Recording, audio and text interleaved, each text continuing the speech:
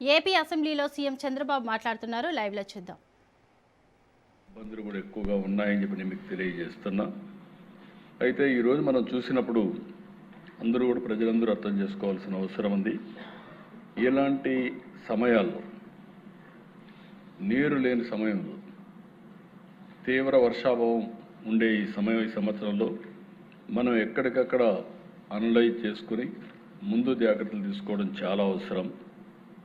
ఎంత సాగునీటి లభ్యత ఉంది, భూగర్భ జలాలు ఎంత ఉన్నాయి, వ్యవసాయంపై ఎంత ప్రభావం పడుతుంది, ఇవన్నీ కూడా మనం అనలైజ్ చేసుకోవాల్సిన అవసరం ఉంది. కృష్ణ, పెన్నా ఇవన్నీ కూడా చాలా తక్కువ నీళ్ళు వచ్చే అవకాశాలు కనపడుస్తున్నాయి. గోదావరి నీళ్లు వస్తున్నాయి, సముద్రంలోకి పోతున్నాయి. కొంతవరకు ఇక్కడ తెచ్చుకోగలుగుతున్నాం. కొంతవరకు మనం ఏదైతే పోలవరం లెఫ్ట్ మెయిన్ కెనాల్ కూడా పూర్తయితే ఈ సంవత్సరం అనకాపల్లి వరకు నీళ్లు తీసుకుపోతాం. అది కూడా నేను ఒకసారి ఎక్స్ప్లెయిన్ చేస్తాను. ఇది కాకుండా ఈరోజు కొద్దిగా వర్షాలు ఒరిస్సాలో పడడం, దానివల్ల వంశధారలో కొద్దిగా ఉపయోగపడే పరిస్థితి ఉంటుంది. మళ్ళీ తోటపల్లి చూస్తే మళ్ళా డెఫిసిట్ ఉండే పరిస్థితులు వస్తున్నాయి. ఇవన్నీ కూడా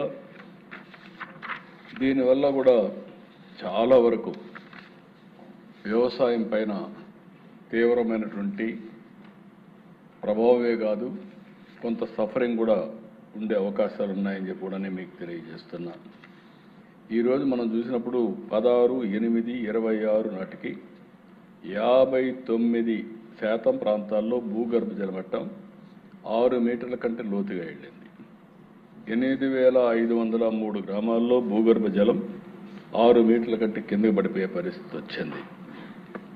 ఇవి ఒకసారి చూసినప్పుడు మొత్తం ఈ రోజుకి కూడా 16/8/26 టోటల్గా హోలిస్టిక్ అప్రోచ్ చూస్తే ప్రధానమైన రిజర్వాయర్లో 586 టీఎంసీ నీళ్లు ఉన్నాయి. మీడియం ఇరిగేషన్ ప్రాజెక్టులో 32 టీఎంసీ నీళ్లు ఉన్నాయి. మైన్ ఇరిగేషన్ ట్యాంక్స్లో 52 ఉన్నాయి. ఇవన్నీ కూడా లెక్కేసుకుంటే మేజర్, మీడియం 619. మొత్తం భూగర్భ జలాలు కూడా ఉపయోగించుకున్నంత వరకు లెక్కేసుకుంటే 1163 టీఎంసీ నీళ్లు మనం వాడుకోవడానికి అవకాశం ఉంటుంది.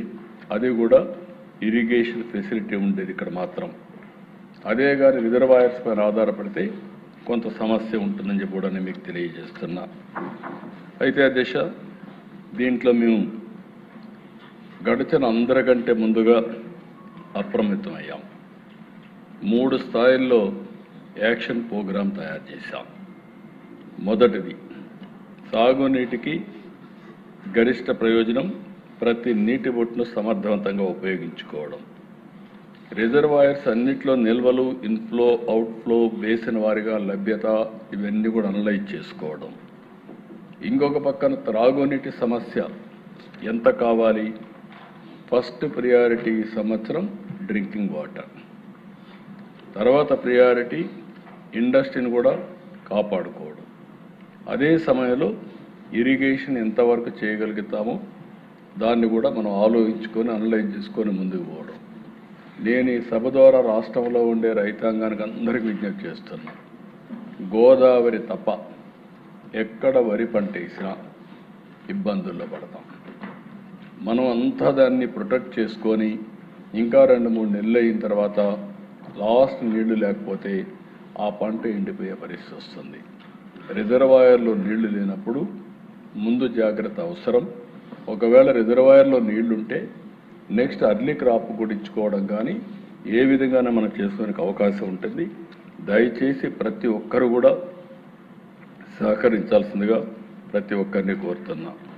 ఇంకొక పక్కన మీరు చూస్తే ప్రధానమైనటువంటి ఇరిగేషన్ ప్రాజెక్ట్స్లో, మేజర్, మీడియం ఇరిగేషన్లో ఎక్కడికక్కడ కంట్రోల్ రిలీజెస్ చేసుకోవడం, క్షేత్రస్థాయిలో పొదుపుగా నీటిని వాడుకోవడం చాలా అవసరం. ఆ జాగ్రత్తలు తీసుకుంటే తప్ప ఈ సమస్య నుంచి మనం బయటపడే పరిస్థితి రాదు. దీనికోసం ఎక్కడికక్కడ ఎన్ఫోర్స్మెంట్ కమిటీలు ఇస్తున్నాం.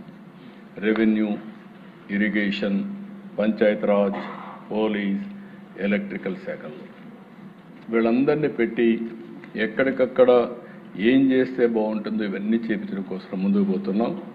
ఇక్కడుండే మినిస్టర్స్, ఎమ్మెల్యేస్, ప్రజాప్రతినిధులు, రాజకీయ నాయకులు మీరు చేయాల్సింది మీ ప్రాంతానికి ఏదో నీళ్లు ఇవ్వాలి అని తొందరపడిపోయి మీరు కానీ తొందరపాటు నిర్ణయాలు చేస్తే లాస్ట్కి వచ్చే కొద్ది సఫర్ అయ్యేది మనమే అవుతాం.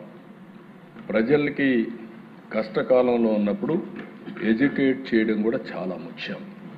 నేను అందుకే చాలా ట్రాన్స్పరెంట్గా ఏమేం చేయగలిగాం, ఒకప్పుడు ముందు జాగ్రత్తతో తీసుకున్న చర్యల వల్ల ఈరోజు కొంతవరకు వెసులుబాటు వచ్చింది. ఆ రోజుగా నా నిర్ణయాలు చేయకపోతే ఈరోజు ఇంకా చాలా ఇబ్బందులు వచ్చేటి. అవి కూడా నేను ఎక్స్ప్లెయిన్ చేస్తాను. ఈరోజు ఇక్కడికి వచ్చినప్పుడు జలధార, జలహారతి ప్రోగ్రాం కూడా తీసుకున్నాం. 100 రోజులు కార్యక్రమం ఇచ్చాం. 78,679 పనులు చేశాం. దగ్గర 3,000 కోట్ల రూపాయలు ఖర్చు పెట్టాం. 60 టీఎంసీ నీళ్లు అదనపు నిల్వ చేసే కెపాసిటీ క్రియేట్ చేశాం. దీనివల్ల భూగర్భ జలాలు కూడా పెంచడానికి ఒక 2.23 మీటర్స్ పెంచే అవకాశం వస్తుంది. ఇంకొక పక్కన మనం చేసిన పనులు కూడా 26/2, 26/7, 26 ప్రధానమంత్రి గారు మన్ కీ బాత్లో కూడా ఆంధ్రప్రదేశ్లో జరిగిన జలధార ప్రత్యేకంగా ప్రస్తావించి ఇదొక స్ఫూర్తిదాయకం అని చెప్పి అప్రిషియేట్ చేసే పరిస్థితికి వచ్చారు. కాబట్టి ఈరోజు మనం ఇంకొక పక్కన మీరు చూస్తే ఈరోజు 3 ఏళ్లలో ఒకటి ఈ సమస్య ఎట్లా పరిష్కారం చేసుకోవాలి, 2 ముందు చూపుతో మళ్ళీ రాబోయే రోజుల్లో మనం ఏ విధంగా చేస్తే ఈ సమస్య నుంచి శాశ్వతంగా బయటపడతాం దానికి కూడా ఆలోచిస్తున్నాం.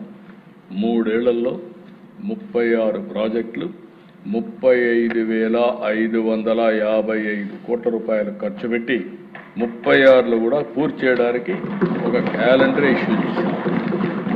ఇది ఈ 3 ఏళ్ళు చేసే పనికి. ఇది పూర్తయితే 19,16,000 ఎకరాలకు నీరు వస్తుంది. 9,96,000 ఎకరాలు స్థిరీకరణ జరిగే పరిస్థితి వస్తుంది. ఈరోజు ఇక్కడే మీ అందరికీ ఒకటే విజ్ఞప్తి చేస్తున్నా, పోలవరం జీవనాడి. ఈ పోలవరం ప్రాజెక్టు మీరు చూస్తే ఇదేదో ఒక ప్రాంతానికో లేకుంటే కొంతమందికి సంబంధించిన ప్రాజెక్ట్ కాదు. ఈ ప్రాజెక్టు కానీ పూర్తయితే ఫేజ్ 2, ఫేజ్ 1 ఎట్టి పరిస్థితిలో మార్చి లోపల పూర్తి చేసి నెక్స్ట్ రెయినీ సీజన్ వచ్చే సమయానికి నీళ్లు అందించే బాధ్యత, పోలవరం ప్రాజెక్ట్ని జాతికి అంకితం చేసే బాధ్యత ఈ ప్రభుత్వం